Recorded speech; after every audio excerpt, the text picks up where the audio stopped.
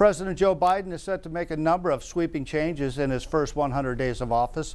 News 4 Tucson's Danelle Confair has the details.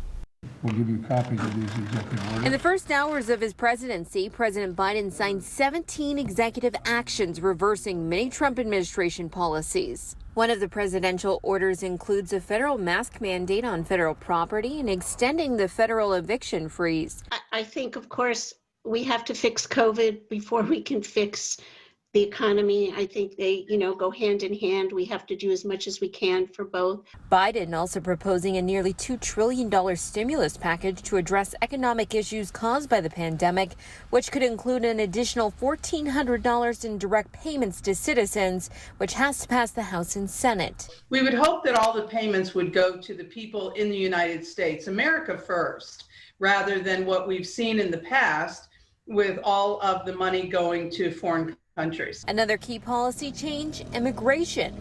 The administration is proposing an 8-year pathway to citizenship for undocumented immigrants living in the U.S., expanding refugee admission. He's also pausing work on the border wall, a move sure to draw criticism from some of his Republican counterparts. I can't speak about 8 years from now because I'm looking at what's going to happen on the border 3 months from now. And I'm concerned about the people in the state of Arizona, particularly the people in our border counties. I hope that there is a path. I hope that the Dreamers get some relief so that they're not afraid as they are right now. I think that's really important. And like I said, I think there does need to be a path to immigration.